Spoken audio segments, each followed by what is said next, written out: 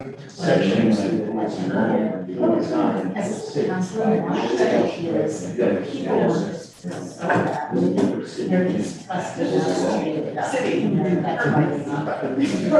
me, everyone, we're 10 minutes past the start time here and a much smaller crowd than anticipated. So what I'd like to do is just circle up and use the time well for more intimate conversation. We'll still go through some slides, but change the format. And also talk through media engagement and outreach to make sure that we are covering the basis and getting the word out. There's some notes on that as well. Well, yeah, how are you? We have, no, nobody's Why don't you wave Cody off? And we will get back to the next one. Okay. Well, do you guys mind that we'll pull slides up here, but Yeah. would you guys be okay if we just kind of circle up, but shouldn't have a conversation? It's the circle up. Circle. Circle. Okay. A true circle.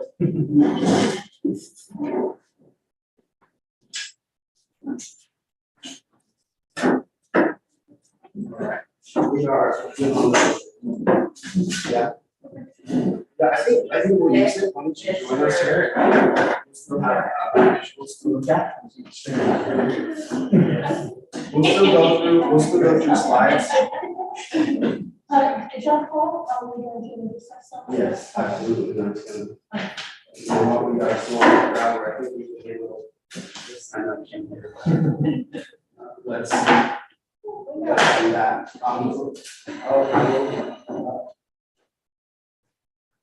give a quick introduction here and then it's there, but I do want to note that from the very start, it's been very clearly articulated from the mayor to the council that outreach to the community is important and transparency and accountability, which has been a big part of the conversation in the community for a while. So we will continue to have additional sessions and make sure we get the word out.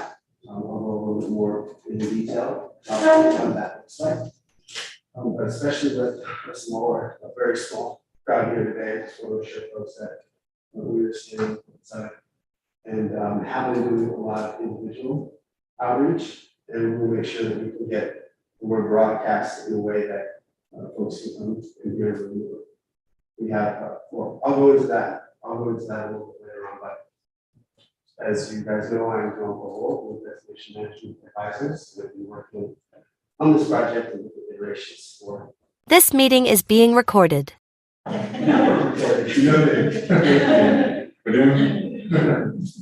So with that, I'll be talking more later on, but I wanted to first pass the mic to Mayor Charles. I'm Charles Miller. I am blessed to be the mayor of Rockville Beach. It's a great time to be mayor of our wonderful community and glad to be here and appreciate those who turned out. I appreciate it. I'll introduce myself. My name is Christy Dowd. I'm working with John Paul at Destination Advisors. I'm helping with the admin side and then the outreach. So if you see a person on email, that's me. But it's nice to be in person and meet one of us. Hi, everyone. My name is Caroline Fisher. Most of you I have not met. I have relatives that are here in Rockaway, so I spend a lot of time here, and I actually live in Portland. And I'm the new executive director of the Salmonberry Trail Foundation and administer STIA. So I am learning a lot from my predecessor here and from the community. And I'm super happy to be here. And thank you for your service. Thank you for coming. Yeah, I'm happy to be here. Appreciate it. That's awesome. Enjoy the weather. I have been. I have been. Wasn't like this a couple of weeks ago. I'm Mary McGinnis, and I'm on city council, and I like to tell everyone that I am one of the primary impetus for this trail coming to Rockaway, and I am excited to see it follow through. And I'll tell you, when I was on planning commission, and when about 5 or 6 years ago, when the city started going to the STIA Salmonberry Trail Agency, intergovernment agency board meetings, I was still teaching full-time in high school in Tillamook at that time. And I took my students to one of the meetings in Tillamook. And I often took my students, my government students, to government agency meetings. And when we got back to the classroom, they told me this was the most exciting meeting I had ever taken them to. And I was like, oh, in my head, I was thinking, a lot of old people spoke, why was this so exciting? And then I realized it was exciting because of the possibility of having a trail connecting all of our towns in Tillamook County. And I thought if young people, 15 and 16 years old, are this excited about it, we can do this. I'm Sheila Berry, I'm just a resident. I haven't been around much lately because my husband and I take care of my mother-in-law in Idaho. We do live here, our house is on the corner of Southeast 4th and 101, so it's the skinny building with the snake group, so we're gonna be on the trail, I think. So we're interested, and then I volunteered with, or I signed up to volunteer with Salmonberry, what is it, Trail Keepers? Oh, yeah, to be a trail keeper. Yeah. Trailblazer. Trailblazer, but again, we're gone a lot, but if when you get to this section. We got coming to the coast, we're coming to the coast. Okay, because a lot of it right now is like, It's right now, it's out of it. yeah, and then I've worked with Oregon Trail Keepers, like done some work, so anyways, it'd be fun to work on the trail and understand exactly where it'll be, and then I think it's a great thing for our towns. I'm Bill Tassel, planning commission here in Rockland Beach. Came here about 7 years ago, and I kind of retired semi, at least in the US. And been involved with Victor Troxel, who owns the jewelry store and also the photo center now. But he rides around town on 2 wheels and expert at that. And he got me interested in ADA compliance, that is how we make Rockland more accessible. So the first thing I did is I got involved with the heads and we looked at the big cedar, the nature preserve, with a lot of trees, documents, getting information about how it came together. It's so nice. We had an ADA compliant city, accessibility everywhere. So we looked at the downtown area, the wayside. I'm going to get wheelchairs down to the beach. You know, that is in progress right now. How can we get people safely from there to cross that bridge, which is very dangerous because of the log trucks and there's no everywhere off road. And I heard about the Salmonberry Trail, and it's the first city in the entire world that's going to be part of this. And to say, I can go from Rockaway or the kind of high school all the way to Rockaway down Cedar in a wheelchair, go across and all of that Cedar and all of that. That's very exciting. So I'm very interested in everything that's happening. Our next fall after last September, we used the wheelchair from Troxels Yeah. to take her on the beach. Yeah. And it was awesome. I had to take her to the Cedar. Yeah. So it was really awesome. It's probably a tough time getting that wheelchair back up. It was, but my husband's quite strong, but I know you're working on it. Yeah, you're gonna get it. So you Yeah. do that a lot easier. But yeah, it was pretty brutal just to get onto the beach, but then it was so awesome. Yeah, the wheelchair access is just incredible feature. Yeah, and she never took onto the beach. Right. So I'm Scott Fisher, and I've been a Rockland resident since 2017, although like many people, I started coming here about 20 years ago. I had kids who were musicians and went to the Greenlands camp, and it's such a great day. So 5 years, and a half years ago now, we bought a house from my oldest and best friend, who had his as a beach getaway, and we lived there full time. In addition to getting involved in a lot of things around town. I'm a freelance writer, and I was taken on to write the fence post, which is a legal column that shows up. I read that today. Oh, That's it, I well, thank you. It's always nice to meet you. If you brought it, I move on. Next time. You know, one of the things that, you know, I did put it in this week's column to try to get a few more people here for it because it was such a huge part of the election process last year. We had listening sessions for our dear Sparta Francine Beverage was also the needs, and they were very well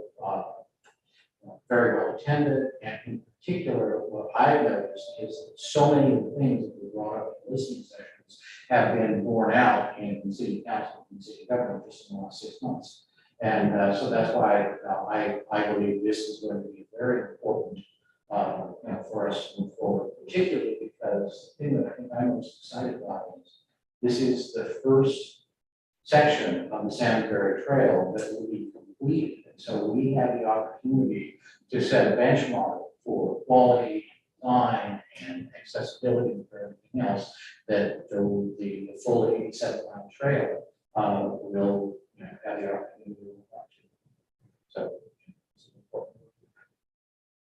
May I ask something? Please. First of all, Bill did mention it, but he's also the president of the planning commission. I'm just on. Thank you for your service, Bill. But Rockaway is growing and changing in dramatic ways, and it mostly occurred in 2020, the last 3 years since COVID. A lot of young families, a lot of younger people, younger than me, who have realized that they can work remotely, and if you're going to work remotely, why not do it at the beach? And according to the US Census, between 2010 and 2021, our median age dropped from 55.5 to 46.6. That's a dramatic drop. And before that, for several decades, it had been increasing.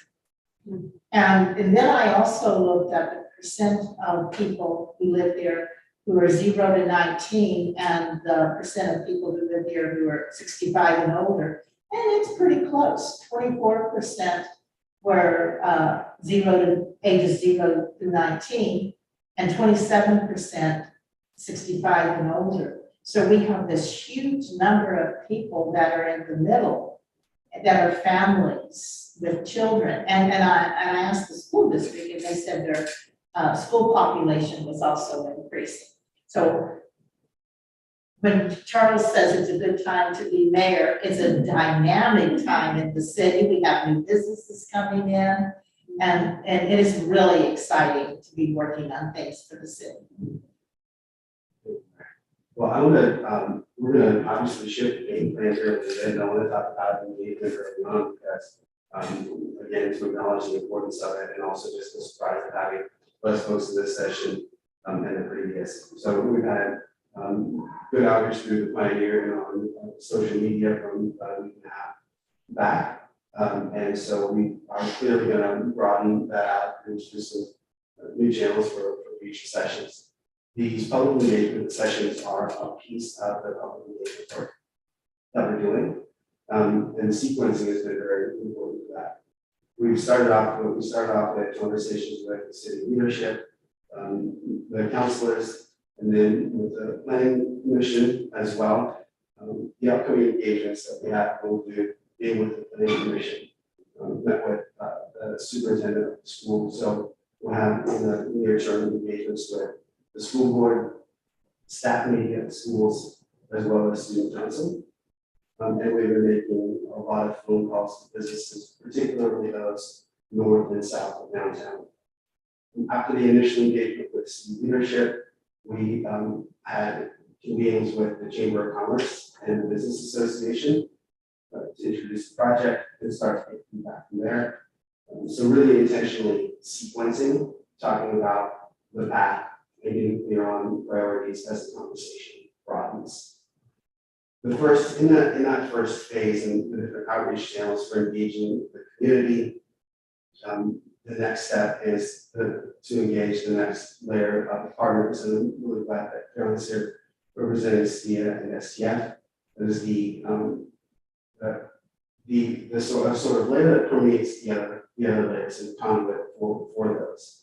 So we will, as we consolidate resident sentiment and perspective of leadership of the planning commission, then have an iteration of the preliminary plan, which, as we talked about, will be vetted through layers of external partnerships. And so as we're now on version 8 of the preliminary design map, and that has been iterated through these series of conversations. I mention this for a couple of reasons. On the one hand, we need more broad public engagement, folks who aren't part of city government or leaders in the business community, and we have, particularly through the school and planning commission, and then ongoing engagement through the pioneer. We'll continue to do that outreach, and we'll do that outreach until it is sufficient so that everybody has been engaged in that. I want to be especially clear about that and the mayor's impetus from very early on in the project. So the other part of that is there are conversations that are pending with the city of Borough and the court, who has some very preliminary conversations. And the idea is to have consolidated the perspectives that we're hearing from Rockaway, having consensus around those design elements, and then taking that to other partners who will have different points of view and perspectives. And that is very intentionally sequenced so that Rockaway is represented quickly in that. And it helps frame the conversation. And I talked about that, the layers of vetting that we'll go through, and those other stakeholders being obviously the port as the landowner, and then SCIA and the city of Railroad as the primary lead source of the railroad line. So as we continue with community engagement, add more of the public sentiment perspective, the conversation will broaden and continue to iterate on the preliminary design. An intermediary step within that is engaging ODOT and not the technical design team that will be leading the process when that does come to the top. But looking at the latest parameters they have from active transportation and say across the school, so that the map that represents what we're hearing from Rockaway is not only reflective of the community's values and hopes for the future, but has had a preliminary layer of vetting with ODOT. In other words, it's not a pie in the sky, this would be nice. It's a feasible preliminary design that will then get put through, a litmus test of what are the aspirations of the city of Railroad, what are some of the additional constraints and opportunities that we see from ODOT, and then also what is feasible given the amount of funding that will be available for construction. John Paul, since we have a couple of new community members here, would you explain to them what ODOT's role is in this? Yes, absolutely. And we don't want to be looking at a screen too much with a small group. But we'll get to the timeline here, Mary, where you've had a really active role. So ODOT's role is administering the refinement or design, technical design funds for this project. There have been a few layers of work done, initially concept plan in 2015, it was run by the precursor to the Salmonberry Child Foundation, before it was created. And then report done by Parametrics, again, powered by Salmonberry Child Foundation, which was a very high level look at what might this look like beyond the concept. It can be pretty confusing with the community, trying to delineate between concept design, a high level design, technical design, 30% design, all of these barriers that the project moves through. So, sorry, Mary, I need to get back to your question. ODOT's role in this is to administer the funds that have been awarded for design. And that's a more or less $750,000 award that was initially supposed to have kicked off about a year and a half ago, and has been further delayed. The most recent timeline that we got was that 30% design or technical design will be done in December 2024. And that's that full budget of 750. That's right. And when you say design, that means that they are doing the engineering design, like what bridges need to be replaced and how should they be replaced, that detailed engineering. So all of the geologists come in, and so the technical design, that 30% design, they taking the lines that we have, the preliminary design and vetting it through, what are the soil types, where are the wetlands that maybe not have been delineated, that might influence where the path goes. Part of that conversation will be around crossings along 101. And these criteria are not set in stone forever. There are new guidelines. I talked with active transportation about last week. And so we'll have to sit down and look at preliminary design that we're coming up with to run it through initially. So again, it won't be pie in the sky, but we'll have been fairly well vetted. The idea being that it will streamline the technical design process that ODOT was needing, that has been very much delayed. We want to help make their lives easier so that this rises to the top and it's done in time to apply for construction funding in August 2024. The significance of that timeline is that the program funds between paths, which is the bucket that the grant program as well as come through, was started only in 2020 and it had about $5 or $6 million of state funds. Through COVID recovery and that Jobs and Infrastructure Act, the infrastructure funding came in and is at $40 million in 2024. That will drop back down to that $5 to $6 million level of state funding. So this is a very important window to have to work on. So part of my role is one, to make sure that residents are informed about the project and provide input. That's truly a community engaged process. That what we're hearing is reflected in the initial design, and then to make everyone's lives easier in getting the project off the ground and funded for construction. There are a lot of stakeholders involved in this. ODOT is leading technical design because these are federal funds, and so there are only a couple of entities in the state that have the certification required to administer federal funds. Also why there's such a budget in play in getting this project. Multiplier of federal funds coming in, staffing issues with ODOT, ongoing delays. So we want to help smooth the path and make this something that is really ready for other partners. And so this section here in Rockaway is not, ODOT's working on that also. ODOT is so, sorry, Well, I just wondered whether this section here is going to be delayed because ODOT can't get the engineering. well, we're helping you not do that. That is a part of, I think in addition to the community engagement work and the preliminary design that reflects what the President said, is to help stay on top of it so that it doesn't push out. So when we had that conversation with the revised timeline in December, we're going to push back and say that would mean there's not construction funding available for this project. We need that to move back. And so they agreed to essentially help, expedite the timeline. And wins because it's not really expedited from the initial timeline, but from what it would have. So you're still, we don't expect that this won't be construction because it's most of them. In large part because of that conversation a couple weeks ago, I believe this project will stay on track for 2024. And this is the primary reason that the city council hired you as a consultant is because we're competing with much larger cities around Oregon, in the valley that have much larger staff to push back and advocate for what they want. And so we've reached out to someone to do that for us, and so we can compete for that money.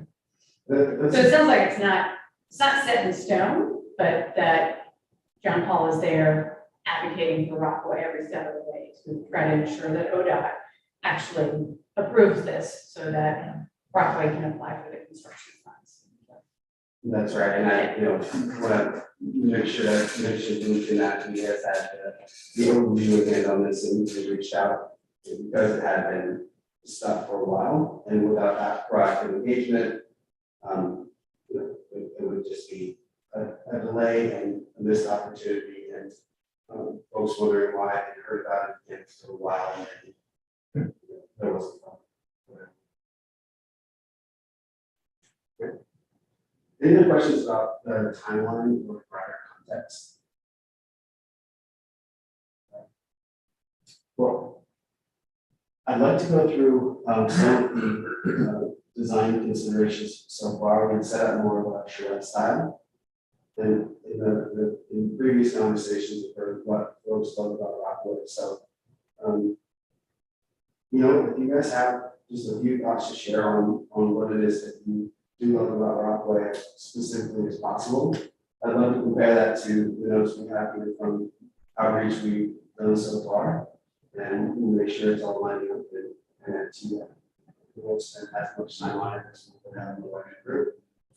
So it'd be great to get down some more nuances of the time. I'll go first really quick.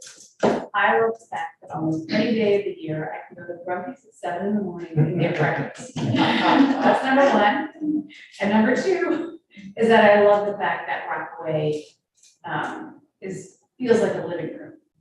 That you step into it or drive into it or bike into it, and it's as if you're immediately in the living room. And it's, little outhouses like the trail, the beautiful cedar tree on one side, the lake on the other side. But it does have this feeling of it. It's so hard there. Oh, it is. And the saltwater there. One of the things I like about Rockaway is how we blend the old, the new, and the middle. And by old, I mean people who've lived here for generations or for many years. The new people who've only lived here the last few years, and then the people who've been in the middle. And we just exemplified this at our last city council meeting.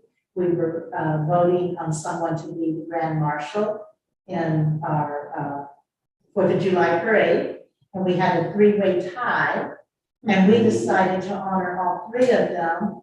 And one of the honorees had only been here, it was a business actually, I think maybe the first time ever, the roastery, and it had only been here for 1 year, and then another honoree had been here for decades. So I really love how it all blends together and people work together. I just love how walkable it is, and like not getting in the car, you get to the post office, and I have fun with that, I'm gonna go by the beach, I'm gonna walk by the trees.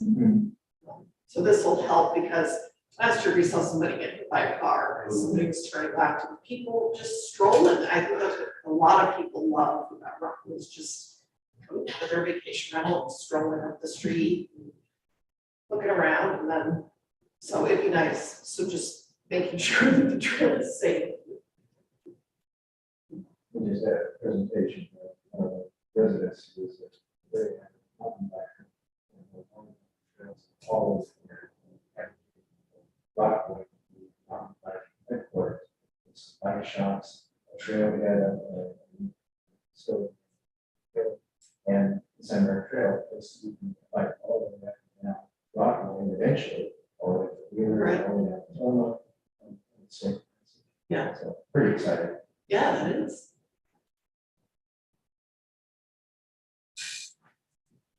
So, my wife and I live on Harvard, just 2 houses in from the area. And so our experience of Rockaway is very much that walk out there, we walk the dog all over the place.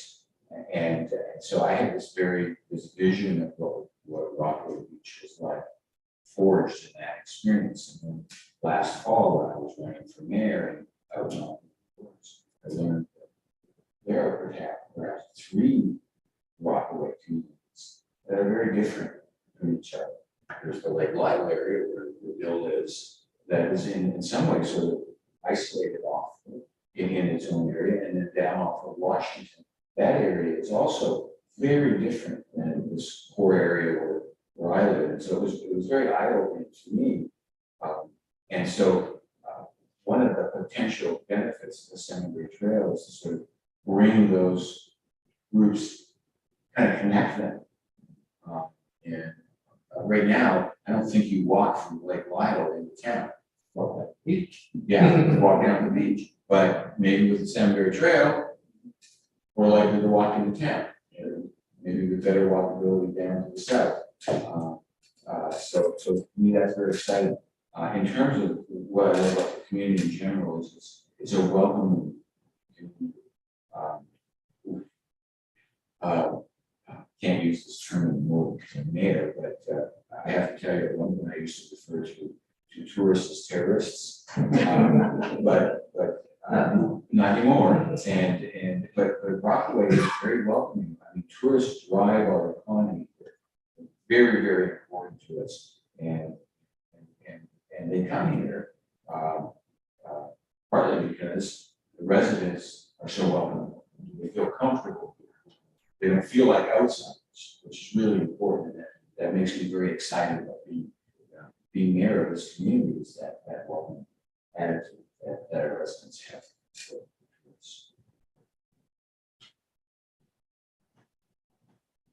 All right. The day is, is reflective of what we've been hearing so far, and I want to emphasize, the idea of accessibility.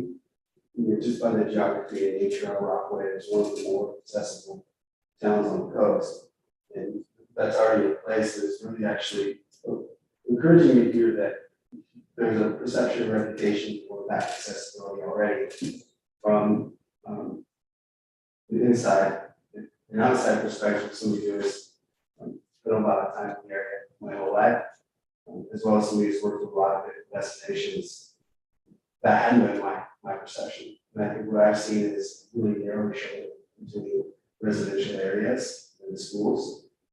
And pretty speedy traffic on 101, especially right outside of the downtown core area.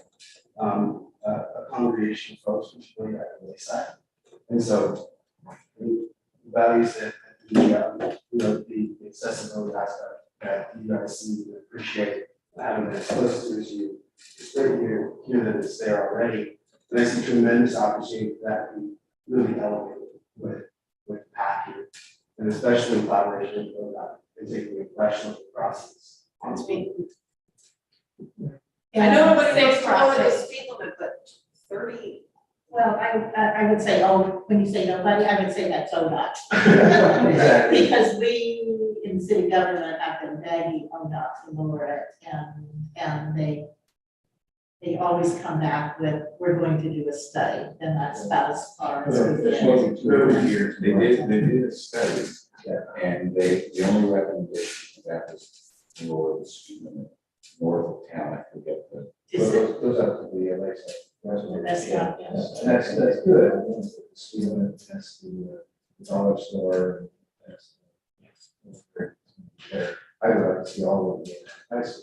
Yeah. We have mechanisms. There are other areas, isn't that right, that are 25? Yeah, like your wall is 25, wheelers 25. Yeah, and there's Gillis a is speed 30. limit, and unfortunately, sometimes stop us go like 40, right downtown. Bill, would you speak to the recent traffic study that ODOT did and their? Yeah, they did a study, and I actually talked to the board director about the corner 12, 12 and 101.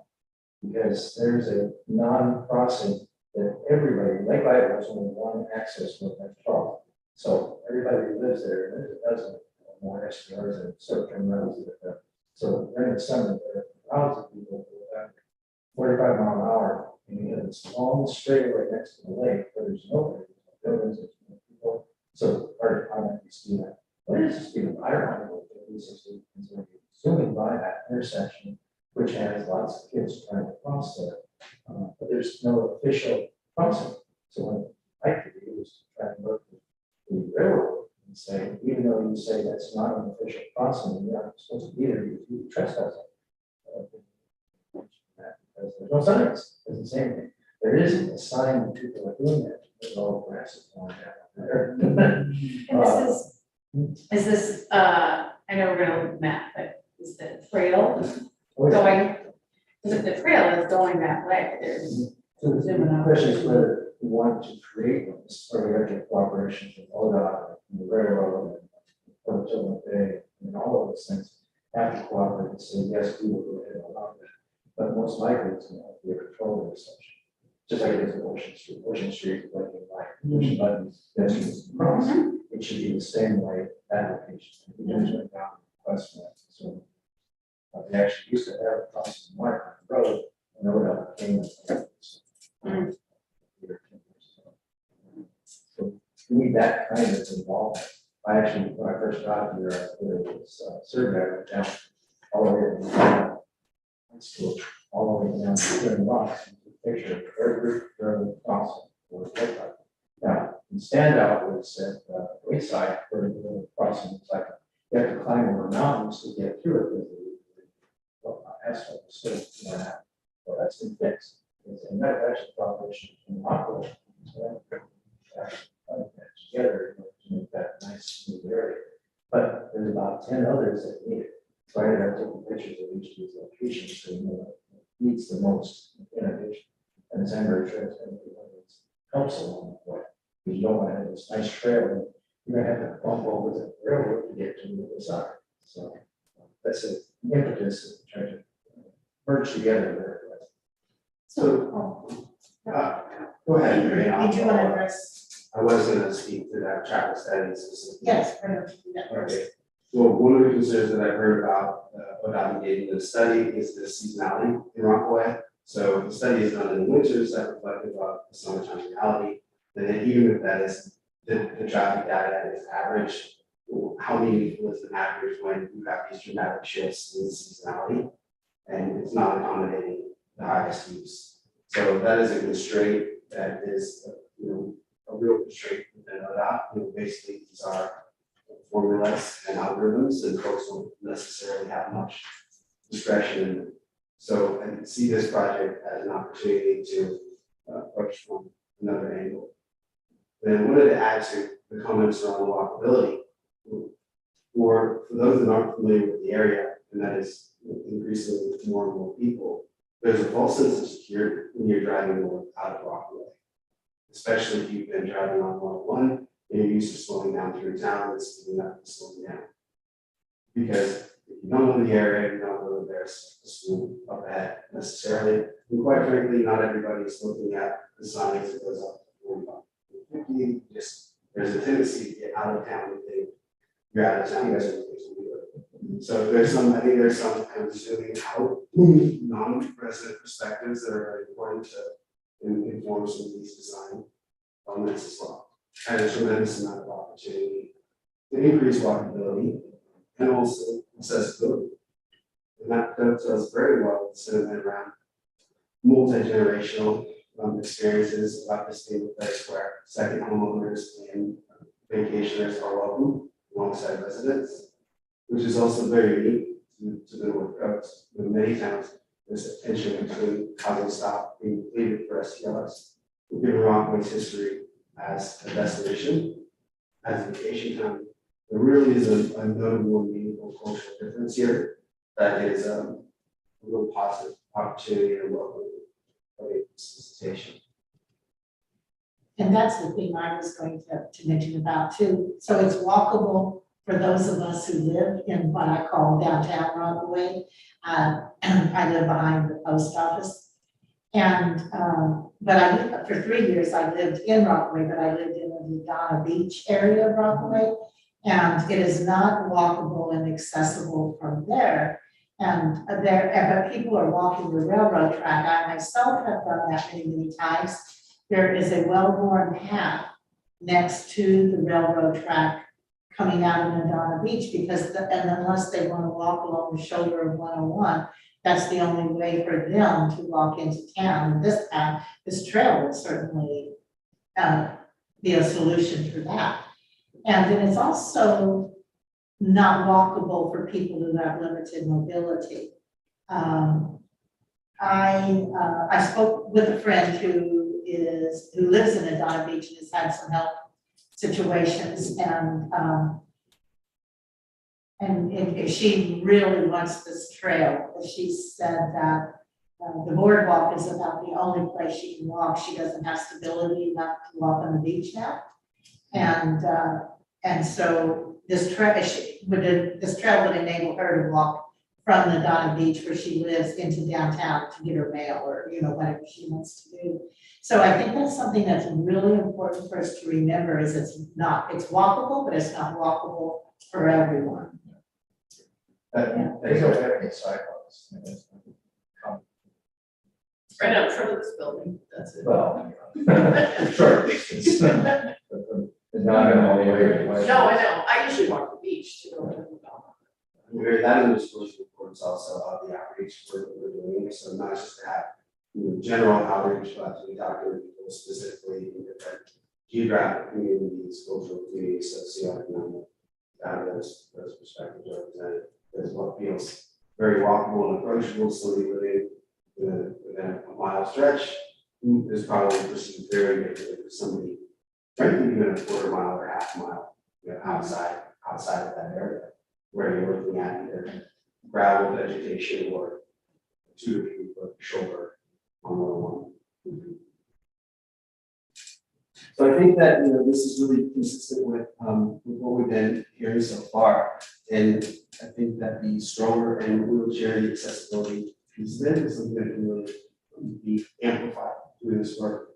One of the assumptions that surprised me starting engagement with this project was a perception that the trail would be a destination driver that would attract a lot of people to Rockaway, and there would need to be a lot of additional parking at the trailhead for the project. And I think that is in part because of the context of the Salmonberry Trail, which will certainly be a destination driver, something that people come to from all over for the experience that it offers, particularly the canyon and river sessions to the coast as a very unique offering. But I think it's very beneficial in this phase of the project to talk about the path in terms of how it serves Rockaway as a community right now. And to clarify that it is unlikely that folks will come to Rockaway for the more or less 3 mile experience that it would offer. As a matter of fact, I flip that over and say, looking at where the lodging rooms are in Rockaway, from north to south, a really high percentage of overnight stays would be within 2 blocks of the path. So I'd actually see opportunity for reduced need for driving. Rockaway be a destination that becomes known increasingly for being able to leave your car, actually hotel or short-term rental, and then you can access town and a lot of amenities even to the east and natural attractions in the boardwalk to the south without having to get in your car. So there are some shifts, some perception shifts that are essential in this early stage of engagement that will really influence, and I think frankly have influenced a lot of anxiety, particularly around life. Well, and isn't there some chance that Portland visitors will come by bike? I mean, that's kind of what I think. So maybe less traffic. Let's bike out to the coast and spend the weekend. One of the things that we really understand is not only that we have more potential rooms in other town. People come and stay here for multiple days. We have 419 children stay here for multiple days. But part of the lifeblood of our merchants are also those people that come early. We go over in the morning on Saturday, it's hot in town. They can go over in the morning to walk on the beach, to have a meal, to go to the gyms, and buy a hoodie because they didn't bring something in. It's cold. And we realize, oh my gosh, it's a lot colder here than out there. I better get some Lego gyms. Not that I were able to do that as a parent bringing my family here. And so we absolutely cannot remove parking. I mean, that has to be a foundation of the design. If we remove parking, we need to replace it 1 for 1. And that may mean that a walking trail goes across 101 and bring people down the main street, enhance that experience on the east side of 101, and then back over once we get past that. So I think that's really, really important to our community. That's what I'm hearing, that's my perception. And I'm speaking more as a resident, that's really how I feel about it as a resident too. I want to see that parking enhanced and preserved, but I also want to see a biking experience. And so how do we maybe put a bike trail down the west side of 101 where it doesn't have the same width requirements and so that people can, the bicyclists just continue down and go through town and enjoy the bicycle experience while we move the pedestrians safely with some kind of controlled crosswalk and walk down through town and then take them back on the other side potentially and then back over to the old road. So they have, Yeah. Maybe we could look at some maps. Yeah. If that's possible, because what I don't live here, I haven't participated extensively, so I'm not entirely sure, is there not enough room, on, the west side for walking and biking? No, there isn't. I mean, on the Unless we rail. Unless we take out the parking. Parking, yeah, I didn't realize there was. the parking, the, Which part? the ankle parking. Oh, that's true. Yeah. Okay. But on the west side of the rail. Yes, just on the west side of the Um, rail. so No, that parking so is it's on on the both. east side of the rail. Yeah, so I'm asking about the west side. Well, but there is parking on the west side too, because there's Miller Street and people park at the edge of Miller Street, so they're parking at both things. Yeah. So if we can, we can talk about it in terms, this map is from the 2017 parametrics report. And again, this was not an attempt to do a rigorous design, but to take essentially the concept plan a step further, knowing that this will be revisited in the future state, and here we are. And this will go through, so we are essentially iterating on some of the early design concepts here. The challenge with the placement of the alignment east of the rail and west of 101 is the diagonal parking that is north of Second, and that's a considerable amount of parking, and then it's just a physical constraint. They're simply not going to have an active rail line with scenic railroad and cycling pedestrian path with a 2-foot shoulder and room for even a single lane of cars to pull in and the angle parking. So that is essentially the challenge, the design challenge for the project. Part of what I like about doing the engagement work is the assumption I brought into this project was that merchants in the downtown area might realize that the additional foot traffic and cycling traffic more than offset losses to parking, and that maybe it would be palatable. And I quickly discovered that I was wrong in that assumption for a couple of reasons. One is it's not just about having traffic in front of their businesses, it's our residents who are using those businesses in the off season and then being able to park and run in and the weather being fun.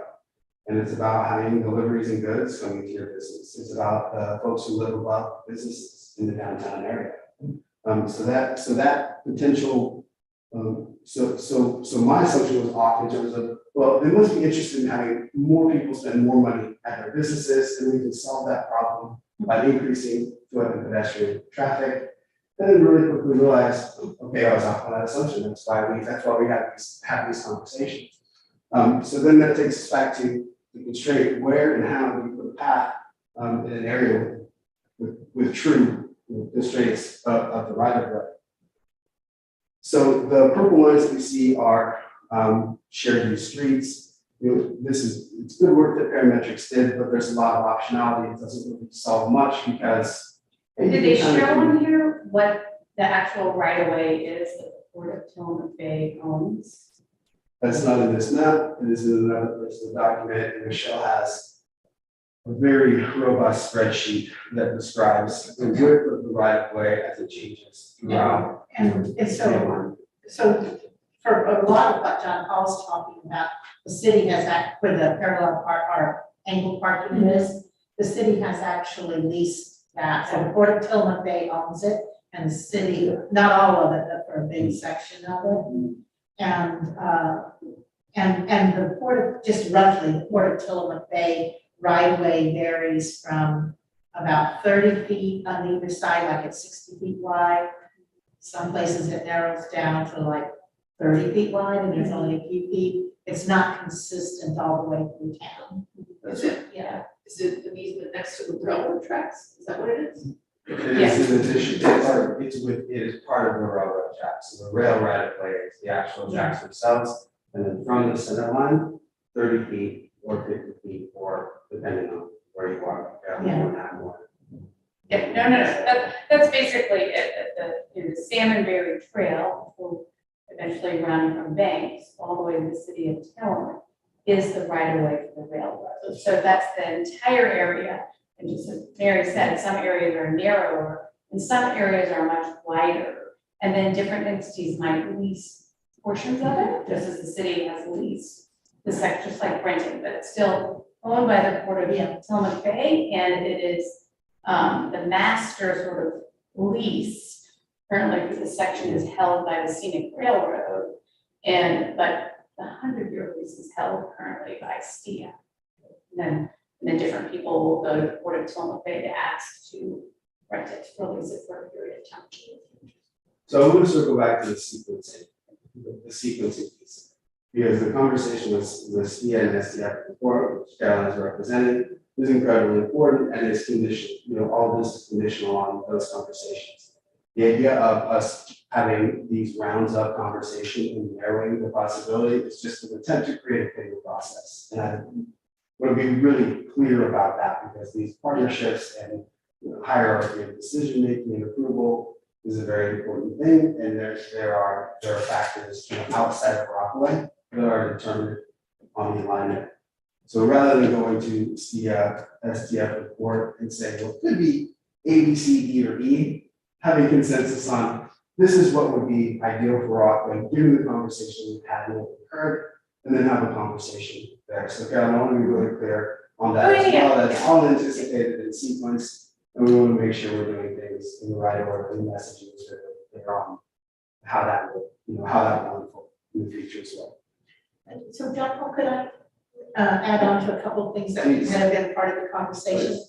As far as this 3 miles being the destination, as myself, as an avid biker and hiker, I know that I wouldn't drive any place probably to bike 3 miles. However, what people do is layer it. They will drive here to bike those 3 miles, then go walk the boardwalk, and then take a beach walk, and then be in town. So they begin to Google where they can do all these fun things at one day, and that will bring people in. And especially when it connects into the Donna Beach. I ride on Highway 101, and it's scary as hell. I have to say that. And into the Donna Beach, and because you can get like 5 or 6 miles easily going around the streets in the Donna Beach. I do it like Lyle too. And so that's one thing. And then if this group that is going to build hiking and mountain biking trails in the forest land at the end of town, at the east end of town, if that comes about, that's another layer that will bring people in to do activities. And then I was going to say, and also another thing about that section going through. Yeah, Mary, I think I'll go back to that. No, I think people can visualize it. Going through downtown, there are some simple solutions. Miller Street could be multi-use so easily, and with a nice new pavement so it's smooth. Many towns, as we know, especially in the valley, like Salem and Eugene and Portland, they have a narrow bicycle lane that's painted dark green, and we could easily do that at the edge of Miller Street, and it is very low cost. It wouldn't take any parking spaces. So there are some real considerations of how we can have a through bike route that are manageable. Absolutely. So I want to touch on these design priorities. We have skipped over some important content, but I want to touch on this because of your point, Mary, about the type of visitation of the track, and I'm really excited genuinely about this. Especially with the path and given the accessibility that Rockaway already has, and Mr. Jobs' work in this area, it will attract, Rockaway will increasingly attract families and people in wheelchairs and people with strollers, multi-generational growth. That's me, I have a 3-year-old, a 5-year-old, and that's a 72-year-old mother, and we're gonna, I'll do the math, I think we'll bring down the meeting date for the county soon. But that's great because there is tension in Oregon between residents, locals, long-term folks, and people coming into town, and that is not necessarily tension here. It's always something to keep an eye on. However, there's great alignment between the infrastructure, build opportunity here, and the values of the community. So that even without marketing, becoming a place that is family friendly for multiple generations and ADA accessible is just absolutely an unmitigated win. It doesn't even necessarily require marketing. I mean, your occupancy rates are very high already, but it is appealing to, will appeal to the types of visitors that are very much aligned with doing that.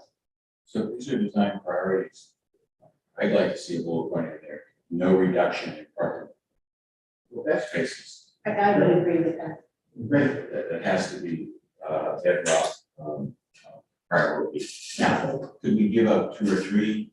That would be hard. That would be good. Yeah, it would. I mean, we literally have to not give up any or swap them out in a meaningful way, one for one. And I don't know if you've been here the last 2 weekends, especially last I've been weekend. actually here both of the last Oh. 2 weekends, believe it or not. It was very crowded in town, and there's a gravel parking lot behind City Hall here. And both Saturdays, I went there, and that was just my snapshot in time when I was there.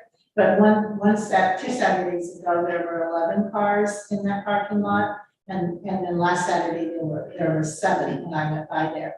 So that we're not only using all the spaces along the railroad, but we're also now flowing over to other parking spaces and stuff.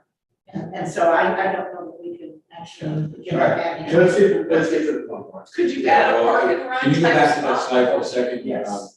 John Paul? And So- Chris, you make sure to make note that we Like capture. I'm just thinking, since as there'll be a trailer design. for the spot. Well, we're not, Yeah, I got it. Okay. Are we way ahead, jumping around? we're jumping around, but it would be real awkward if I just drove the presentation. This group, I did it with a headstrong group like this. We don't have any opinions, John Paul. I just don't. I'll jump the next time. Production parking is underlined. I will mention it again, I'm sure.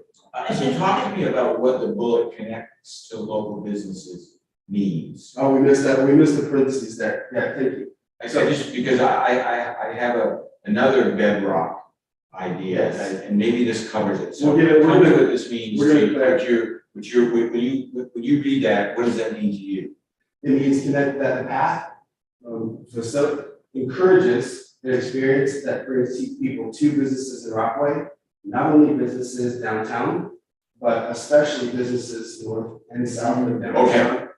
That are essentially just not in the privileged walk. I like that very clearly spelled out. And yes, could you mention, yes, Because there's a real need, in my mind, for our business and merchant community, that the businesses down here are kind of open, and it's not easy to walk to, so people have to drive there, and from across there. So, yeah, so if you could be very specific about creating this connection north to south, to bring our entire merchant community accessible by bike or stroller or walking. I think what a lot of people don't realize that in Rockaway, we only have 2 commercial districts, by the way. And they're both multi-use, they're both a combination of residential and commercial. We don't have any strictly commercial. And what people normally see is this section here where we are, and they often don't realize that also in that commercial or these homes where people need to park. But then the other thing with the north, there's another commercial slash residential district on the other side of Lake Lyle, where the Little Apple store, U-Haul used to be, and Literal used to be up there. And both of those businesses went out of business just this year. And I visited with both of the owners and talked to them. And all, they just said, we're just too removed from where everybody parks downtown, and we don't get the foot traffic up here, and it hurts us. And then if we go south all the way to Warehouse 10 or something like that, that I think is probably our southernmost business, but then people still have to walk along the side of the highway to get down there. But that would be, aside from just the livability for residents, connecting those far north and far south businesses is so important to me. Absolutely, and to underscore that even more, the seasonality is so important for local businesses and they are important to residents who are here year round, or second homeowners who are here in the off season. And somebody just spends time here in the off season, it is a shame for everybody, but especially residents, when there's not enough of that summer traffic getting there to flow through the rest of the year. It's incredibly valuable when those businesses exist the rest of the year. So connecting visitors to them in the high season is incredibly important. And there's certainly an opportunity for more parking, and there's an opportunity to have a lot more connectivity, more pedestrians. No, I was just curious on the design priorities, and maybe this is in different priorities, but because I did hear a lot of people talk about, particular chair, planning, that commission, about access for all and ADA accessibility so that folks, from Madonna Beach can get all the way from there, down to downtown or south part of town. Just curious, is that supposed to be reflected here or that somewhere else? I think that's a great in point. priorities? On the slide here. I would put another bullet that would say, and I'm not sure what the legal definition is, ADA compliant or ADA accessible, but how it's termed, but I definitely add that. Absolutely. That is, we'll spell that out explicitly and we'll add it to a design essential. I think these are shifting from varieties to essentials, frankly. That is inherent within the program guidelines that the community has. So in order to be approved as a design document, that is a requirement. So it is inherently embedded within it, but we need to underscore it and spell it out, I think, as well. Because I can tell you, I know Bill is passionate, but when I was talking to residents during the campaign, the community is compassionate and committed to accessibility for all. I think it's another thing that I love about. We'll spell that out. It's certainly a through line across cutting for all, but we'll make sure to spell that as well. We haven't spent a lot of time talking about some of the benefits of this. Some of them might be very obvious, but this can certainly reduce vehicle congestion. There's an aggregation right now to the downtown area that's about a block, within the wayside. And then of course there's some vehicle parking, but it's a fairly geographically constrained area. When you zoom out and look at beach access in Rockaway, there's quite a bit. And unless you know it, you might not necessarily know it. So there's a real opportunity to, while having visitors spend more time in front of local businesses, also to disperse access to recreation sites, which would very much benefit, particularly the businesses that are north and south of the downtown area. So getting to the beach, not just at the wayside, but further north all the way to Manhattan Beach State Park, where there's additional parking, and then drawing them down on bike and foot is going to make it much easier, especially with the gated crossings, across 101, and make purchases at businesses north and south of downtown. I think a lot of signage, like almost none. It's not you guys, that we have official beach access signs on the north side. We do, so I took a picture of each one. There's one that says beach access. You guys don't even know what we put them up. Maybe years and years ago, it's a white sign of beach access. Where's that located? On the north side, you go up, 8, 9, 10, 12, so much as you go up there, it's the sign that actually says beach access there. And you go out there and it's usually a rental home and a little parking area. Oh. Which is official, and where that officiality came from, is not really clear. But we need that additional, once the Salmonberry is in place, we have a lot of things to say, what we can do along that way. Not just occasionally here in town, but all the way up, coming all the way down. And that is for both physical signage and finding it online.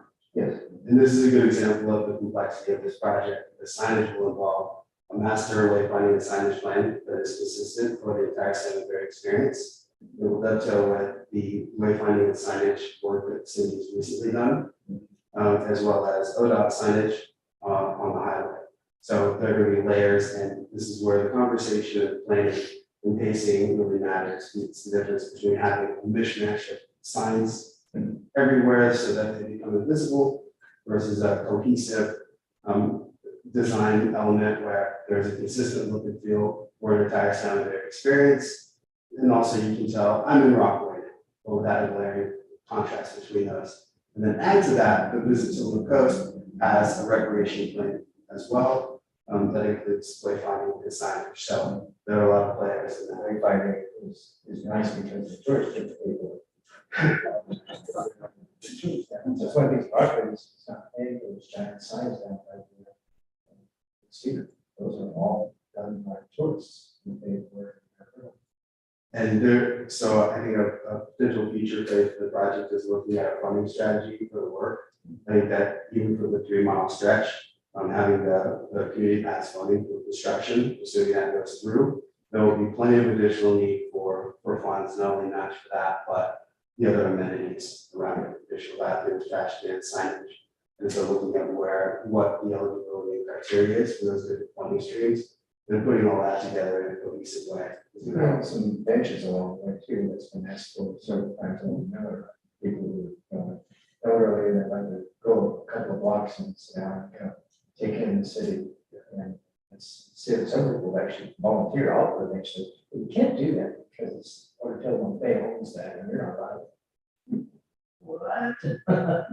So, yeah, that would be a great incentive for those things to happen. That'll be future conversation on what is the role of STF as a Salmonberry Trail Foundation, as a private fundraising entity, and where do they prioritize it for those funds? Transient lodging tax funds, prevention as a signage, that's a great use of those funds. That's not something that would likely be funded through the community pass program. So you're having a spreadsheet that says, this is what it looks like at a comprehensive level, and here are the different potential funding sources along the way to implement, because it will need to be more than the community pass funds to create the surface. So anything to add to that? Sounds good. Good deal. So increased visitor spend, 70% of visitor spend happens from 5 o'clock to the overnight stay. And that is dinner, drinks, entertainment, and lodging. Again, occupancy rates are really high here, but making it easier for people to get out of their short-term rental or motel and spend money in town is going to be incredibly beneficial to local businesses. Of Did course, you that- say 70% between 5 and midnight? That is a lot. And I don't want to undersell the Yeah. importance of the day visitors that you're talking about, maybe for parking in general. But strategically looking at the economic impact for Rockaway, for local businesses, and for the tax base, just being aware of the data that we have, and then building towards that. But that includes the lodging stay, right? It's got to, because hardly any restaurants are open I now. was gonna say, that's between 5 and 6. I mean, Yeah. I trust So- the positioning, but we all need to Right. understand, but a big part of the 7% is the lodging Yeah. cost for the But night. was that 70% specifically for Rockaway or just in To, general economically? In general, I know. Oh, okay. So, I think in terms of Rockaway, you have to have, accurate data, you have to look at it closer. What I would say is there's an actual physical barrier. Once you get to your hotel, motel, unless you're gonna walk on the railroad tracks or 101 or the beach, there, you have to get in your car to come back into town to spend money. And so, one, having easier access for those folks who are already staying overnight to come in and spend more money in town is really valuable. And this is less relevant for Rockaway and our coastal communities because occupancy rates are maxed in the high season. But that is really relevant to extending the shoulder season visitation in particular, and increasingly winter visitation as our DMOs, destination marketing organizations, have been focusing more on bringing people in shoulder and off seasons. That's the place is selling itself in the summer already. But that can and should, if designed into infrastructure, have a meaningful impact on local businesses. Can I just jump ahead since, it seems like we're skipping around or not? I ask Sure. one question, I'm just wondering, just looking at the map, Yeah. it seems like it goes right over a drainage ditch. Is that how it's gonna be designed? Is the drain gonna stay where it is next to the highway and it's just gonna be a boardwalk on top, or is that drainage ditch moving? Are you drainage ditch? I'm not sure. Well, when you look right next to the railroad tracks on that side, between the highway and the railroad tracks, is the drainage ditch. Oh, between the highway, I see. I mean, and that's where the line, that's exactly where the drainage ditch is, at least where I live. There's big, and it fills all winter, it's full, and then so I'm just wondering if that's gonna be moved, if that's part of the engineering. So I think the ideal scenario is that you would have underground drainage for that and then infill over it, which extends the footprint of possibilities. So rather than having it be drainage ditch, you've got more room north. That would be great, that would be, go long way towards beautification, because so much trash ends up in those ditches, we're always clearing the trash out of those ditches. And Lucas really pointed out, one of the challenges right now is that the aesthetic of Rockaway is what you see going through town by and large. It is not the ocean, Right. not even necessarily the shops. You see the rail line and the right of way, which has kind of grass and litter and things like that, and it's not under the purview of the city. Okay. That was a really good question. I think that's probably one of the reasons why we're looking at such an expensive build for this trail is because we do have to change so many things like that just visually, the board owns this land already, so let's just build it, was certainly my first concept. And then I start thinking about all these things, well, what will we put underground drainage in and put the trail there, and then the price starts getting into the millions, and it makes a real difference. And then you add to that crossing infrastructure to get across 101, the trestle and creek crossings, accommodating for rail with trail is a big part of this. It's a different budget and design, different for rail to trail. So yeah, it'll add up pretty quickly. And this is a piece of active transportation infrastructure. I want to really underscore that. We're talking about trails that they can be evocative of a path, and that's not a huge barrier to it. But this is active transportation infrastructure, and the price tag is reflective of that reality. And I've had a few residents lately ask me if city council would consider looking at an urban renewal agency for downtown. And I did check into it. It has to be blighted and a few other things. And real estate prices have to be falling for businesses and things like that. And ours are definitely not, they're skyrocketing. And we have like maybe one or maybe two empty businesses. And then I realized the reason that they think it's blighted is because it looks blighted. And not the buildings. The people are taking really good care of their buildings, but it's the crossings over the railroad track or trash along the drainage. And there are a few buildings that are. But they're being bought and remodeled pretty fast. And somewhere you don't see crosswalks Yeah, or lights, when it doesn't feel safe, yeah. then it doesn't feel like the community is taken care of. Right, yeah. I want to pause for a second, especially with the press in the room, to mention that this is a work in progress document. This is a draft. This is not etched in stone, there's a real tendency to see maps and think, oh my God, that's what they're doing. This is version 8. There'll be other versions. Yeah. And is the gray an extension of the Salmonberry that's not a part of this project? Not a part of the 3 miles? The gray, The gray, yeah, this here? Yeah.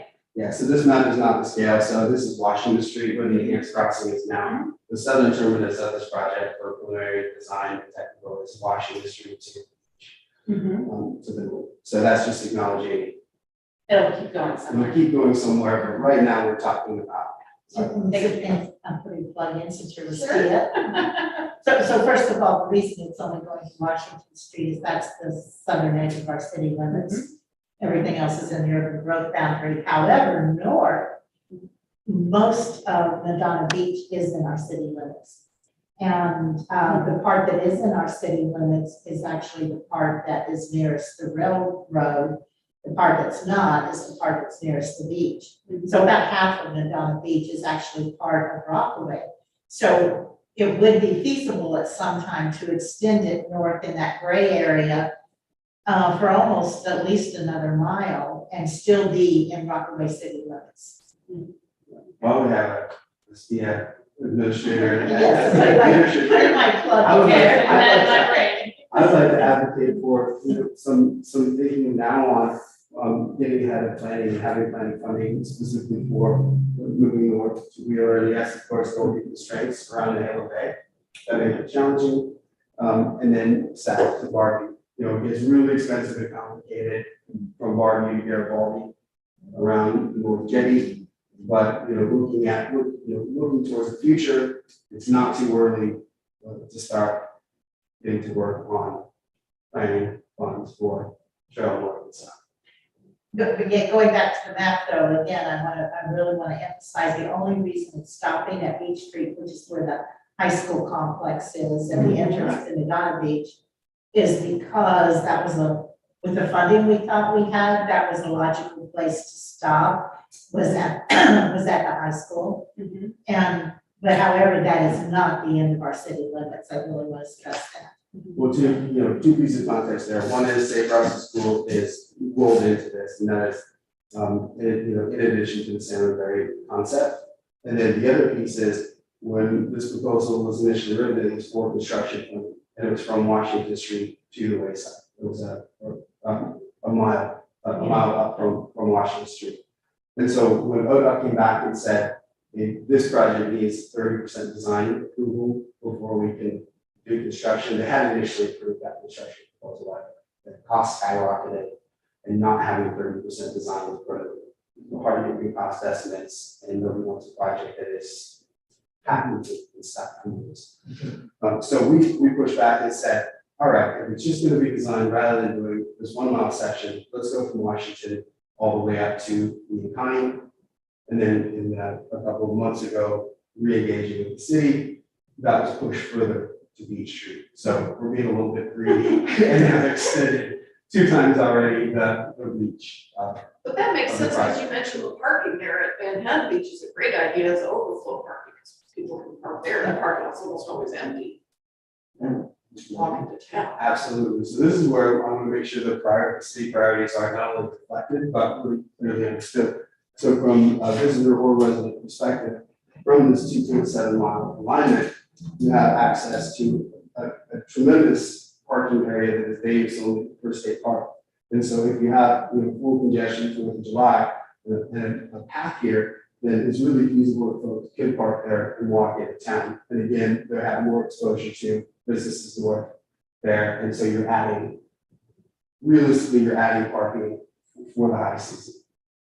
That's going to end up coming into Rockaway rather than just going to the beach right there. So that is connected to also to Lake Vital. The city is investing in better infrastructure that will make it more user friendly. So John, help me and explain Please. for our guests here. So we have Lake Vital in town, which I'm sure everyone I has used to seen. chat.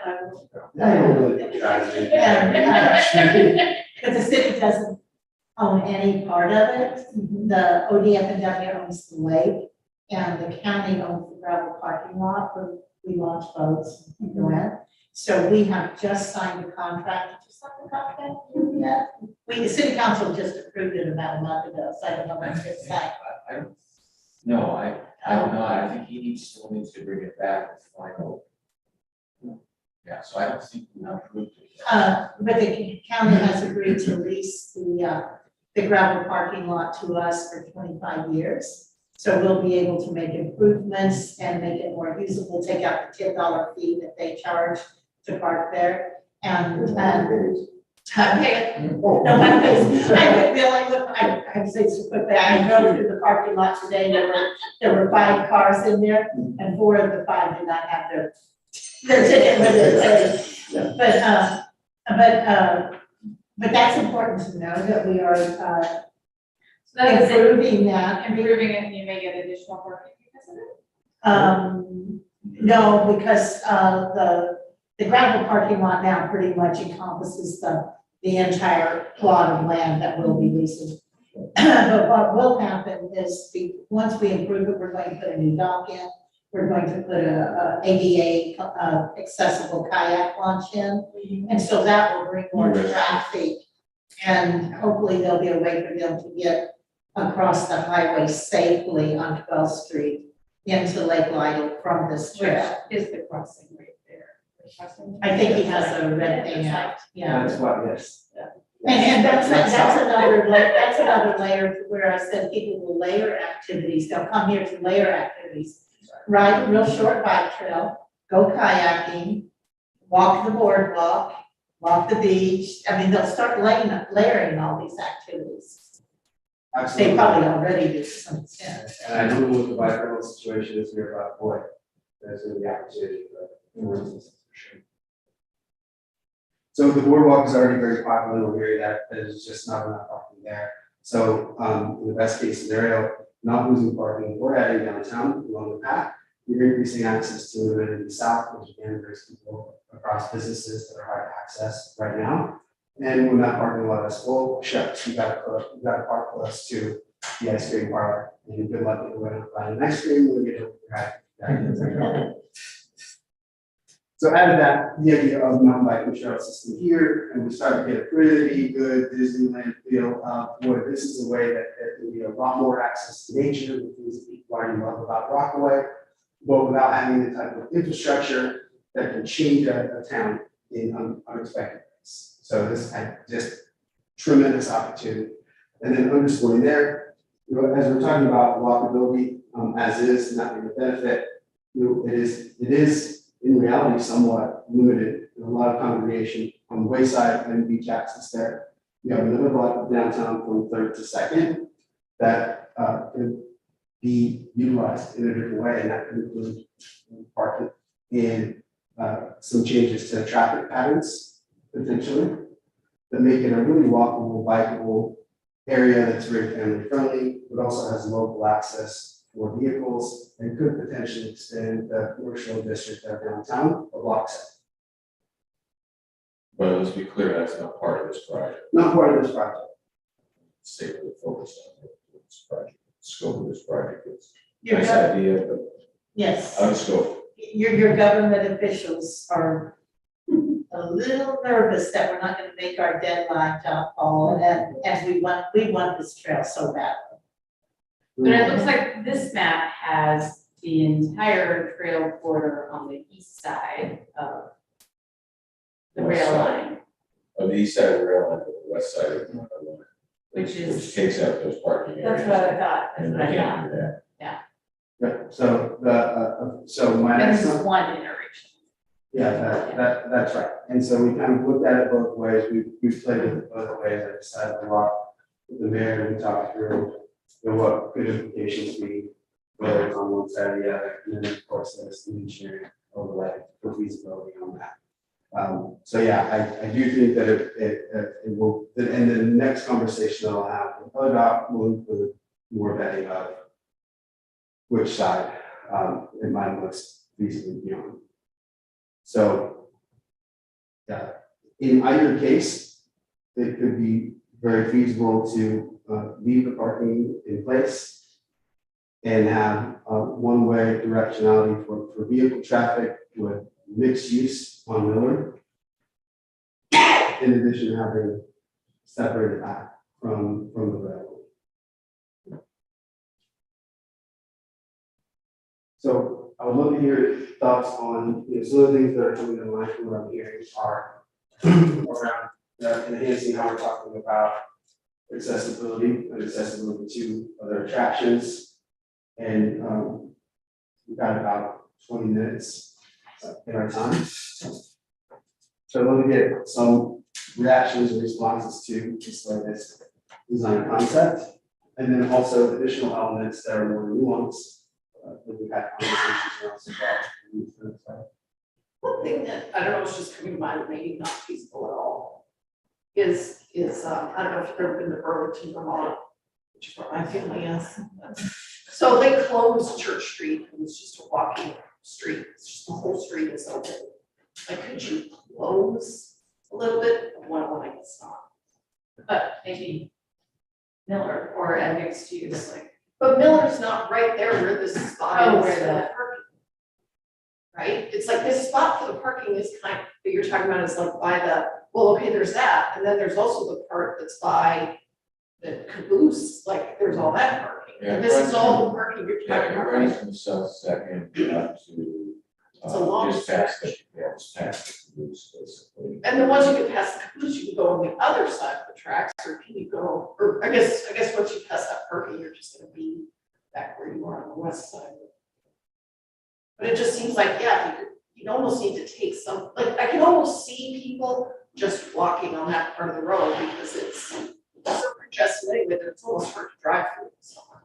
But I mean, I guess you can't close 101, reroute 101. I think that, as you point out, is beyond the scope of the current project, but maybe see making the case for particularly Pacific, as wide as it is, being either one-way local traffic only, or being part of a promenade that is where's specific? parklets and. But that's only part of the problem, because there's also the parking. So Miller Street, which is actually the right of way, or at least part of it is the right of way. Is that what you were saying could potentially be like a mixed use, like narrowing your car lane and having dedicated bike and maybe some walking? The car lane is pretty narrow already, so there's going to be implications on where this line lands. So south of this downtown area, there's a ditch that I believe could be infilled with a little feasibility on that, and parking could be added there. So if the alignment is east of the rail line, then we get into the issue of taking out the angle parking on that is just east of Miller. Mhm. I think flipping the alignment like this to leave the angle parking and then having path east of the rail line might You mean west of the rail line? West of the railroad. west of the rail. That's line. And the angle That's parking right. is east of the Yeah, yeah, railroad. yeah. It runs, yeah. There is a little shoulder there, sidewalk there. But it's, But it goes all, the right of way goes all the way in Miller, but it would just, right now, Miller has like 2 arrows. So I'm assuming that's for 2 cars to go one way. Is that why there's 2 arrows? No, it's only wide enough for one car, but we just have 2 arrows so people don't miss it. Yeah, right, yeah. I think that's the best answer I can do. Where are the 2 arrows? In front of her, Every shot. just side by side. Yeah, yeah, just on the grant. But actually, Miller Street is actually part of the railroad right of way. And parts of it, the city has leased, and parts of it we haven't. The railroad, Port of Tillamook Bay, owns a considerable chunk of land through there. I mean, here's my challenge to you, Joe. In your next iteration, look at as the trail comes south, north to south, at what point would you move pedestrians over to east of the highway and bring them along an ADA compliant walkway And how far down would that go, and when would you take them back across 101? How would you do that? And then continue down, which would leave the parking in place. And then what option do we have to let the biking trail continue down the west side? Is there enough right-of-way space that leaves the ankle parking in place, or we have, so that bikers could continue and choose to cross wherever they wanted to cross, but they could just ride the entire 3 mile or 3 mile trail, but pedestrians come across. But are they gonna come across and be on the sidewalk in front of stores? Yeah. Because that's not gonna be ADA compliant anymore. It's gonna be so crowded. You can barely walk there right now. You know, I'm trying to go to the post office from my house at like, Yeah, You know, I it's don't know if supposed we to- can make that ADA compliant, but I just don't see us putting a trail down the west side of 101 without taking out I'm parking. thinking you try to find new parking. I had that conversation with Luke, and it just, There's no The parking. city doesn't own the land. The only land we own for parking is that gravel lot behind City Hall here on Anchor Street. And although we do lease some of the Angle parking, we don't own it. And there's no other land anywhere around that any government agency owns, and where that we could easily use. And Is there any other places, like John Paul just mentioned, if they can fill in that one area, it might be able to add some parking there. Like some- I think so, and that is, It just seems like if you reroute everybody to that one side, I it's get gonna be what you're insane. saying. I just, Because everybody's getting ice cream right there, everybody's getting chowder. you make a very good point, thank you, I appreciate that. I just don't know where to just. I think if you move 101, then. No, I I think if you Move shut 101. 101 down. And everybody can walk. No, It's you come up to it, and then when you wanna go home, you turn around and go back. Well, you know, you route it around, you know, you route it. To the 101 bypass. Yeah, the 101 bypass. this is a totally separate conversation, but I just want to say it real quickly. There is a carton or container of donuts from the roastery out there that was delivered for us. So at any moment, when you want to grab one, please do it. Other than that, John, I don't want to take up your time, but I don't want people to miss the donuts. thank you for, thank you. And I apologize. Thanks for being here. Please take it over. Yeah, really appreciate it. I'm so glad to be here. Thanks for having me. That report out to the town this week. And you did have, on your priority bullets, or maybe it was the next slide over with bullets, you said something about, residents and it will serve residents and visitors alike, or I think it's how it was worded or something like that. And I wanted to mention that from my perspective, the activities that residents and visitors enjoy engaging in are almost exactly the same. Mhm. Is that your perspective too? Oh, yeah, I would agree, I mean, It is those activities that brought most of us to the coast, anyway. it's interesting, you know, I've told this story when I was campaigning. You know, I brought my family here for 20 years, fell in love with it.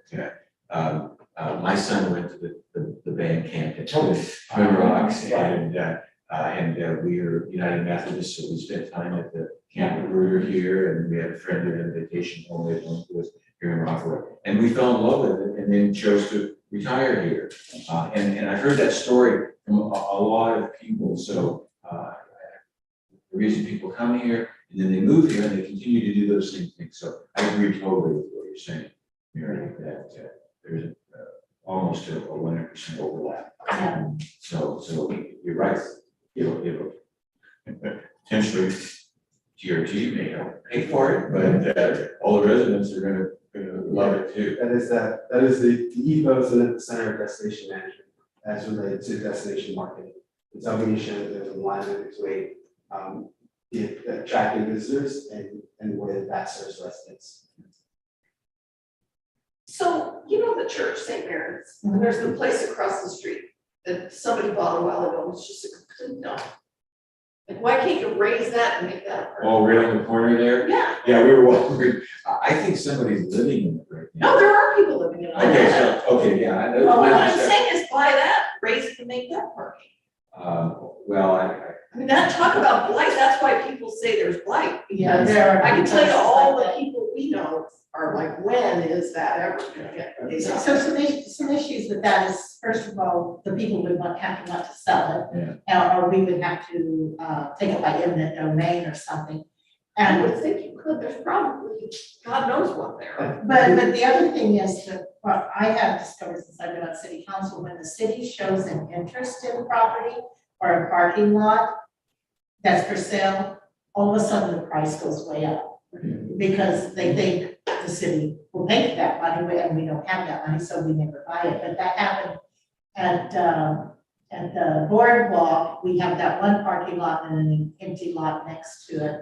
And we tried to buy that, when I was first on city council, we tried to buy that lot, and he raised the price dramatically when he So saw we we were can't- interested. We can't wrap the parking lot in this. We can't say in order to minimum, because it's gonna offset an increase in cost in the building of this. So if you don't have to reroute around some of those parking spots, we can just stay on the same place. That's gonna save money on this, and then because that would be a perfect spot for a parking lot, because it's on a corner at a beach access. You know, it's like you could turn that whole thing into parking. People can park diagonally, go to the beach. What I'm hearing from our leadership is that we need to be, cautious about staying within the scope of this project. My intent is that the preliminary design is dovetail and accommodate for future development in a really intentional way, so that, future opportunities are. Yeah, I'm because just I would saying- ask you to, I'm sorry. No, it's okay, I'm just I looking at agree one with you. meeting. I just think rerouting it to one side of the road is a big mistake. I do not, I think it's gonna be wall-to-wall people. If you've ever been here in the summer, you can't walk there now. If you make that the Salmonberry Trail with strollers and dogs, and it's not, people won't, you're gonna lose business because people are like, I'm not gonna wanna buy ice cream. And you're talking about specifically Miller Street. No, I'm talking about when you switch it My idea to of the bringing them east across side. and taking them down Merchant Road, basically. Yeah, No, I get that, I appreciate you bringing that, but what I wanna see a diagram that is a diagram of our scope.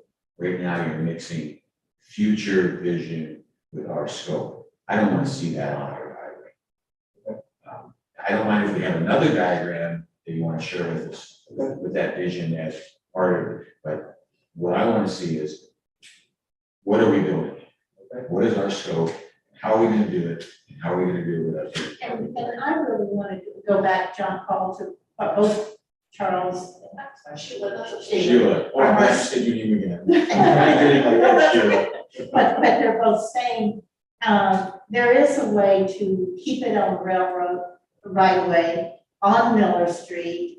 And it is only one way, and it would be easy to paint that green bicycle walking sign area there. If people are walking and they don't have bikes with them, that's not as big an issue for them to cross over and go through downtown. They're probably going to do that anyway, they would want to go to the shops. It's the bikers mostly.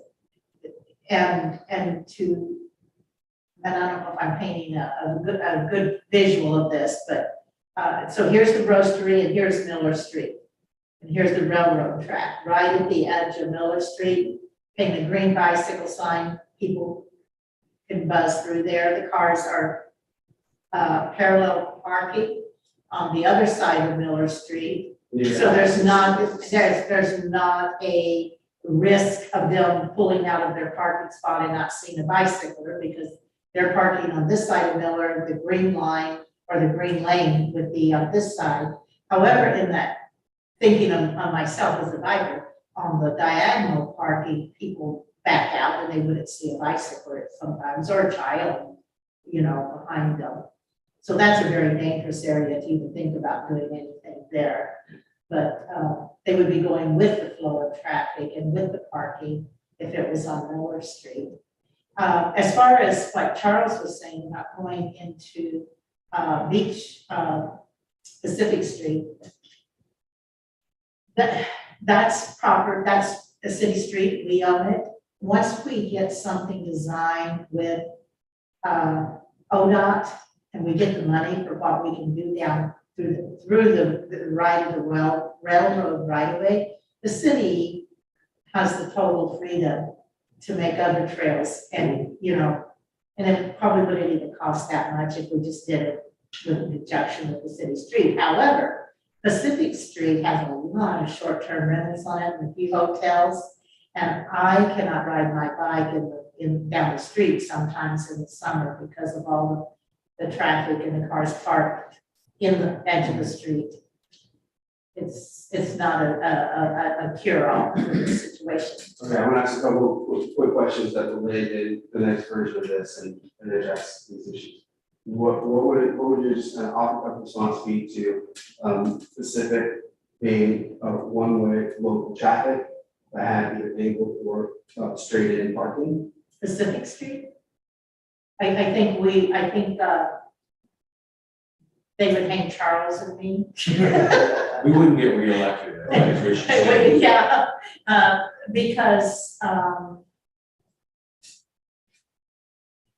because it's so busy, people need to be able to go both directions, north and south on that street, and there is no room to have any kind of parking along Pacific Street. That's why people are parking in the street right now, is because there's no room to park beside it. That's why it's almost, it's a one-way now. It's I mean, I walk it almost every day when I'm here in the summer. I see people having to go one way because you can't, there's not enough room. to pass, and then, like I said, especially with the short-term rentals. They just park right in the street. Yeah, so that's a very unsafe situation. And And I don't mean they would hang us. I mean literally, though, we would have won re-election, and that's not why I do this. I do this because I want this to be, Rockaway to be the best city it can be. And I don't think taking Pacific City would make it the best city that it could be. Although it doesn't we might mean ask that we them- could look at very deliberately what we could do with Yeah. that street, potentially have parking. And I might ask the residents, because I think some of them that I know personally would not want. Well, I think what I'm hearing is we need to go ahead and kind of pause that and refocus. The Yeah. reason that, we as my team have tried to look a bit further out is because the east and west of the rail line here, this constraint is, if it is where the 27th Street report had it, and it's reflected here, it just takes out the angle parking. It just does, that's the reality. And if you move it to the other side of the railroad track, then there are definitely implications for traffic flow on Miller. So how do you have local access that we've heard is incredibly important from the downtown business owners and residents, as well as parking for them? Because there's still not necessarily room for everything, and you run into the boost and the wayside. So the implication there is, in a wayside redesign, having the boost move potentially west, or you have to have, you're crossing the rail line, which is gonna be a real challenge with ODOT. So this is not so much a pie in the sky, wouldn't it be nice exercise, as considering the constraints that we have in this physically constrained space, how can we accommodate for the input and feedback that we're hearing? And that's what I like, those considerations in your next iteration, really grapple with some of the very difficult challenges we have in running this path that I think we would all agree we want, that it would benefit tourists and residents, but there are some very serious constraints. And, I haven't heard significant or even small amounts of people saying, oh, this trail would not be good for Rockaway. No, That's not the That's conversation. The conversation is almost 100%, how are we going to get through downtown? That's like almost 100% of the conversation. So how would this sound? I think what we might need to do is have 2 or 3 different versions of the map that show implications for design assets. And then we can have an A, B, C conversation about what those trade-offs would be. And I won't be in any more meetings, but I just do really want to emphasize that in the summer, when I live on 101. 101, when I'm going to the post office on 101, I walk in the street. I mean, I'm already walking the street and there's no trail.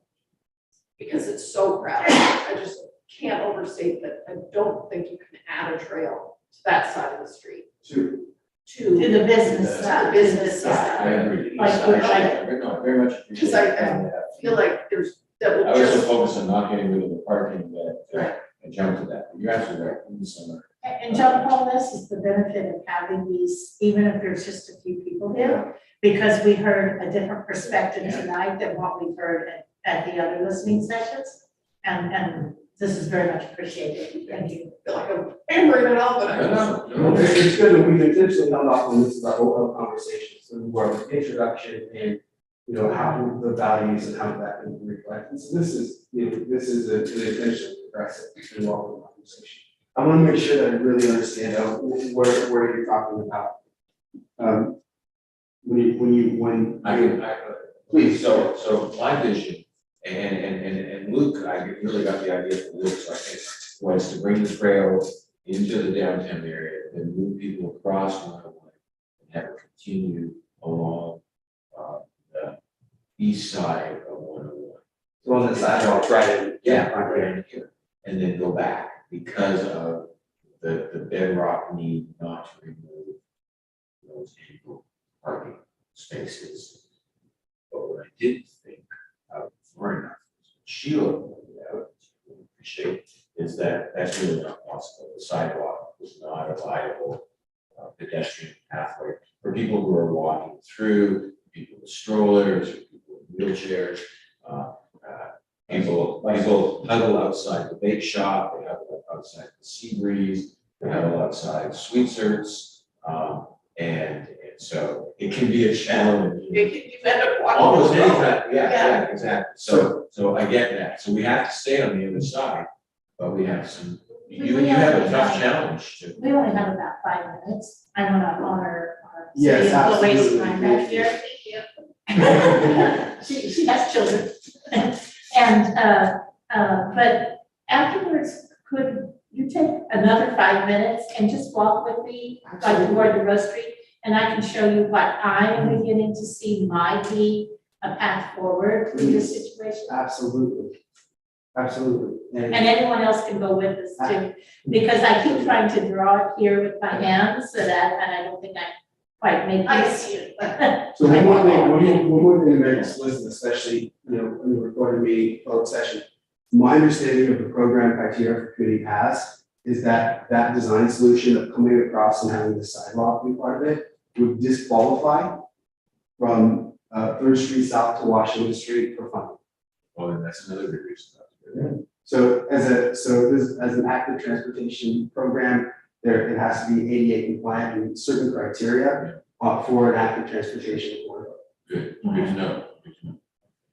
And we want everything to be ADA compliant because that's just the humane thing to do, and it's what all government agencies should do. I'm really That's grateful what for our this. residents want too. I mean, Yeah. there's so many levels to why we should do it. I'm grateful for this as well, because I was having a little, not completely understanding some of the pushback on the outside of the scope, because for me, it's not, it is trying to accommodate the feedback that we're going to But we're not taking the trail down the Pacific. Right, right. I think, the reason we're saying let's just focus on this grant is because of the time limit in the funding, to apply for the funding and get funding.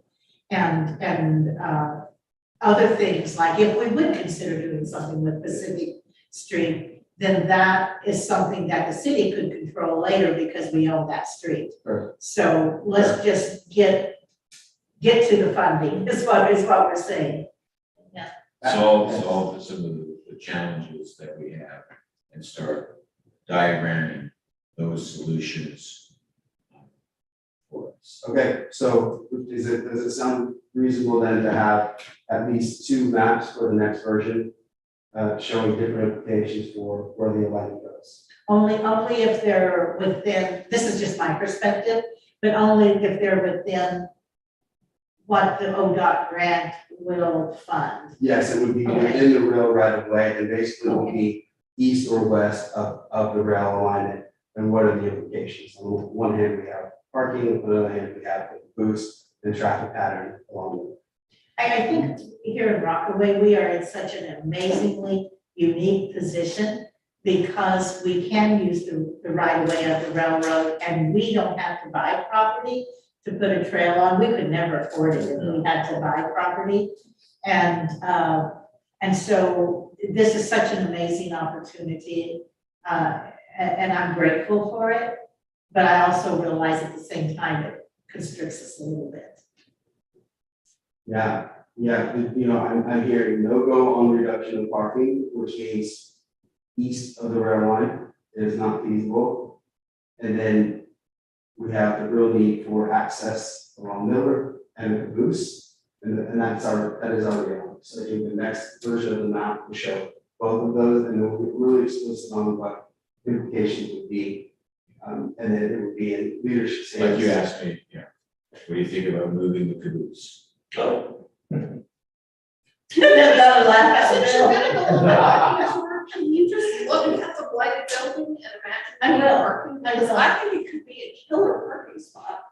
And right now, it's probably a rat nest. I mean, honestly, as a person who walks by it every day when I'm in town, it's right on the corner. It's a great parking lot.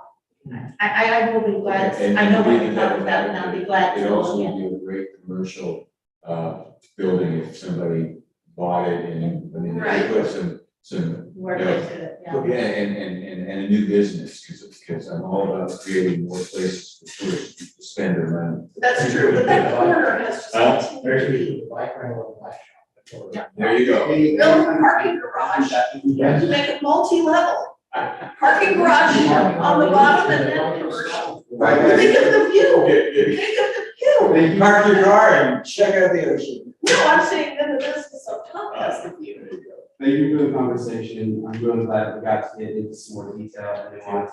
It's a different conversation than we intended, and we will absolutely cover that base and continue community outreach and broaden the conversation. It's very beneficial. So thank you all very much. Thank you. Spending your evening About knowing somebody who lives in that cool building.